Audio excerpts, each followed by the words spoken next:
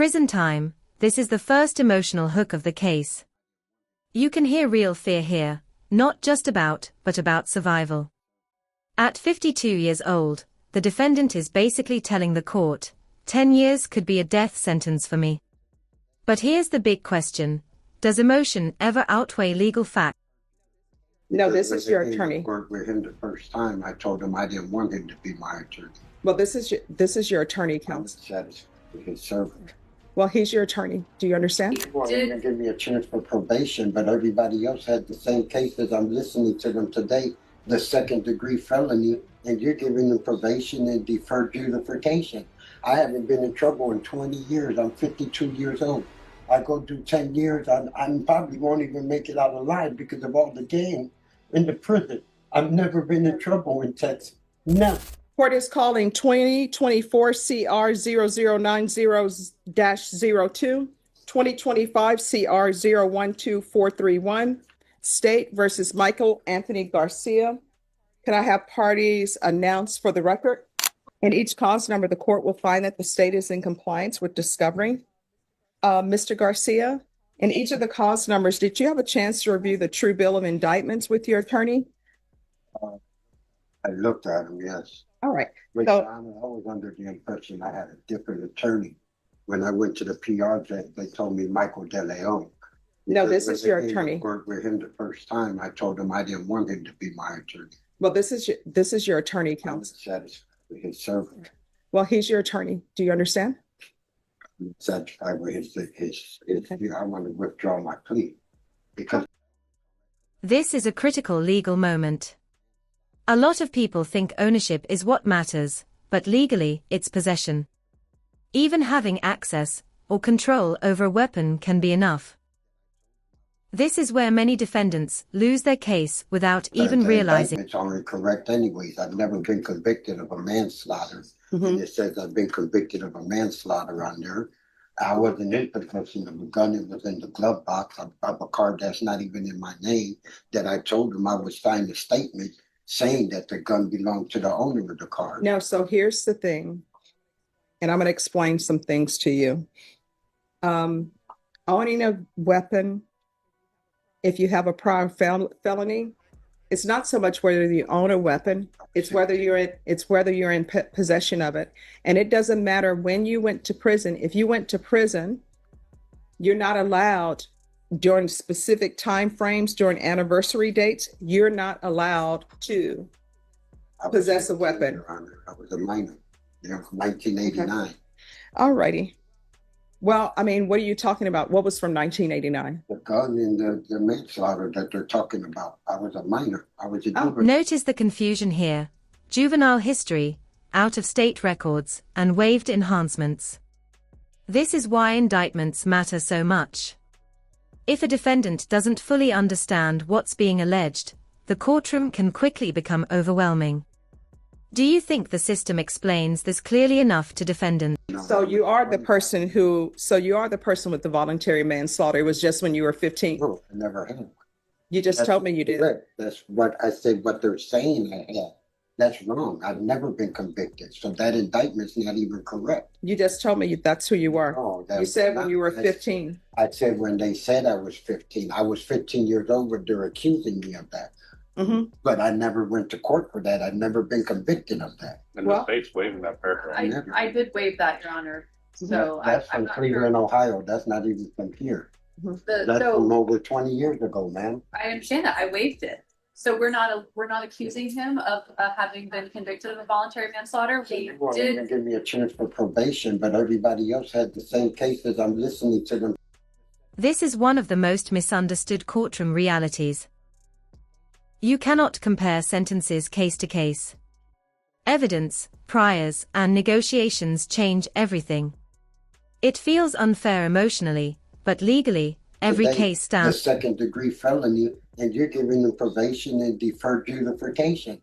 I haven't been in trouble in 20 years. I'm 52 years old. I go do 10 years. I probably won't even make it out alive because of all the gang in the prison. I've never been in trouble in Texas. Never. Never, man.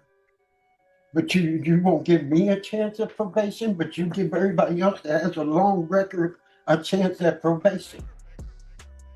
And they have worse, the same cases as mine. All right, so I'll tell you this, Mr. Garcia. What I do know is you can't compare your case to somebody else's case because you don't. understand that. But here's the thing. You don't know what evidence they may or may not have had with that person because every case is different. Sometimes people will say, I can't believe this person who is charged with a murder got 5 years and here you are offering me 40 years. It's because every case is different. And I understand that sometimes people have changed their lives, right? And they want people to recognize that they've changed their lives. But I'm just dealing with cases before me. Either I'm going to follow a plea agreement that you all have reached, or either I'm not going to follow the agreement. That's where we are. So, Mr. Garcia, the indictments are to tell you what you're being charged with. So in 2024 CR 0090-02, you're being in charge with unlawful possession of a firearm by a felon.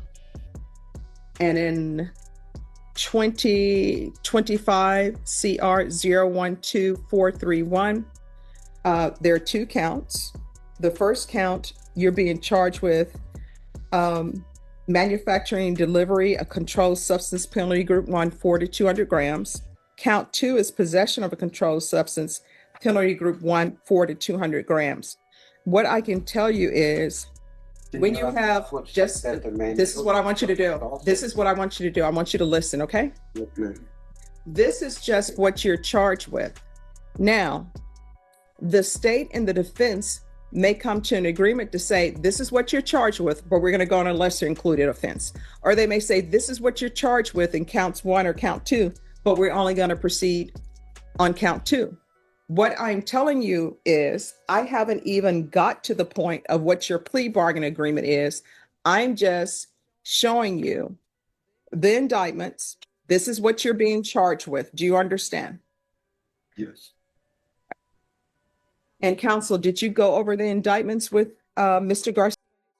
Here's the tension point.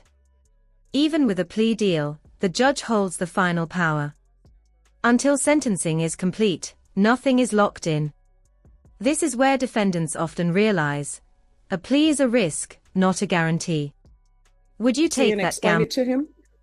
Do you waive the reading of the indictment? State in the cause number 2025 CR 012431, which is the drug case, are you proceeding on the indictment as presented? We are not, Your Honor. We are waiving count 1, which is the Mandel count, and we are only proceeding on the possession count. All right. Any objections to the waiver? No. And then in the cause number 2024 CR 0090-02, which is the weapons case, are you proceeding on that indictment as presented? We are not, Your Honor. We are waiving both of the enhancement paragraphs and proceeding only on the allegations contained in the jurisdictional offense, unlawful possession of a firearm by a felon. Any objections? No. Now, Mr. Garcia, I'm going to show you the court admonishments. These documents tell you what your rights are, and it also contains in it what your plea bargain is that you have negotiated with the state. Now, because you've negotiated a plea bargain agreement with the state, that doesn't necessarily mean that I will follow the agreement. I'll have to read the stipulations and everything else. So in 2024 CR 00902, I'm sorry, 90-02, you're charged with unlawful possession of a firearm by a felon. That's a 3rd-degree felony. The range of punishment is anywhere from 2 to 10 years in the prison and up to a $10,000 fine. In 2025 CR 012431, you're charged with possession of a controlled substance, penalty group 1B, 4 to 200 grams. That's a 2nd-degree felony. The range of punishment is anywhere from 2 to 20 years with a possible fine up to $10,000. If you have a plea with the state, the court does not have to follow your plea.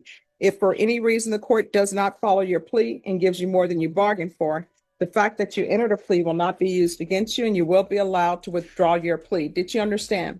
Good. You have a right to jury trial, a right for you or your attorney to cross-examine and confront any witnesses the state would call in the right to remain silent. Did you understand by entering these pleas, you're giving up those rights? And did you intend to give up those rights and enter into plea bargain agreements in each of these cause numbers? Yeah. Counsel, has your client been able to provide you with any defenses? Yeah. Do you believe he has a rational as well as a factual understanding of the charges against him? Do you believe he's currently competent and was legally sane at the time of the offense? Mr. Garcia, has anyone threatened you, coerced you, or placed you in fear to get you to enter the plea? Anyone promised you anything other than the plea? Are you satisfied with the way you've been represented? Yeah. All right. If you're not a U.S. citizen by entering into these pleas, you will be deported, denied naturalization, or re-entry. Did you understand? In each cause number, the court will find that defendant has knowingly and voluntarily waived his right to jury trial. In each cause numbers, did you review the plea bargain page with your attorney? Did you understand it? In each cause number, your punishment is to be assessed at 10 years in the prison. There's a $1,500 fine. The cases will run concurrently. The state is taking in consideration 2025 C011469. Did you understand that to be the plea? Defense? Yes. State? Yes, ma'am. Did you review the waiver of appeal paragraphs with your attorney? Did you understand it and sign it in both places? Did you understand by signing that you're waiving your right to appeal? The only items that can be appealed are written pretrial motions that have been filed, heard, and ruled upon by the court. Did you understand? Counsel, have there been any such motions? None. And cause number 2024 CR 0090-02. How do you plead? Guilty, not guilty, or no contest? And cause number 2025 CR 012431. How do you plead? State, any evidence? In both causes, Your Honor, the state offers into evidence States Exhibit 1 and its. Okay. Right. In each cause number, did you review the waivers and stipulations? Yes. Again, you have a right to jury trial, a right for you or your attorney to cross-examine and confront any witnesses the state would call in the right to remain silent. Did you understand in entering these pleas, the state will be presenting evidence in the form of witnesses' statements and police reports, but most importantly, there will be no live testimony. Did you understand? Court will find that defendant has knowingly and voluntarily waived and consented to stipulation of testimony and stipulations. Court will accept into evidence States Exhibits 1 and attachments and review the same. All right. After reviewing States Exhibits 1 and attachments, the court will find there's sufficient evidence to find you guilty, and the court will find you guilty in each cause number. Are you waiving PSI? Yes. Anything you wish to say on behalf of your client? Other than that, the previous convictions were 20 years ago.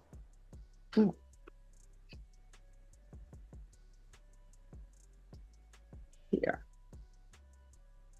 Now, Mr. Garcia, on the drug case, I read the police report, and in the police report, you had the drugs in your pocket. Deny that. Yeah. So, I mean, in the drugs you had in your pocket, the weight of the drugs was 28.564 grams. Yeah, yeah. No. So, I mean, here's the thing. I understand nobody wants to go to prison, right? But you're going to have to start doing the right thing.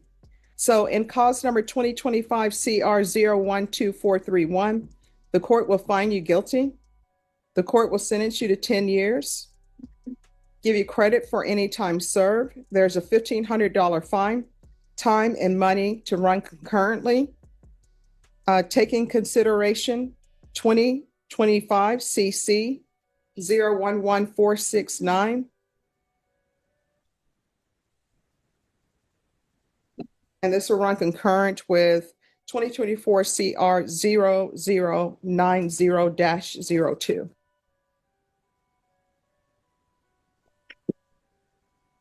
And then in the other cause number, you admitted that there was a weapon in the vehicle. Yeah, I mean, you told the police, yes, there's a weapon in the vehicle. So that's care, custody, and controlling. That final statement hits hard. This isn't just sentencing. It's a warning. Courts often use moments like this to draw a line between past mistakes and future consequences. The real question now is, will this be the last time we see this defendant in a courtroom? And you're considered to be in possession. And you're not allowed to do that because of your criminal history.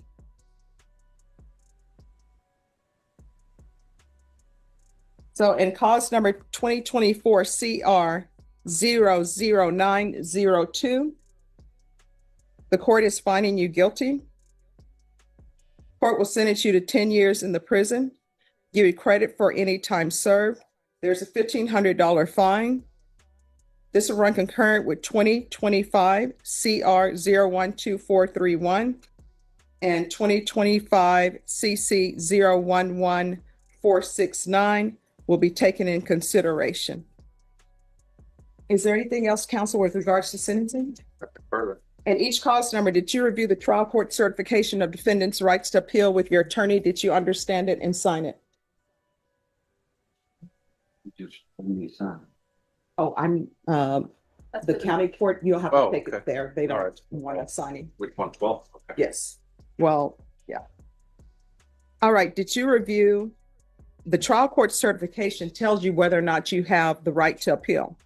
Now, because I followed your plea bargaining agreement and because you waive your right to appeal, you do not have the court's permission to appeal. Because these are felony convictions, you're not allowed to own or possess any weapons or ammunition. If you have a question of what that is, you need to speak to an attorney. Do you understand? All right, we can go off the record, Mr. Garcia. If you don't start making better decisions, you're going to find yourself living at the prison. You understand? All right, good luck to you, sir. Thank you, attorney. Thanks, guys.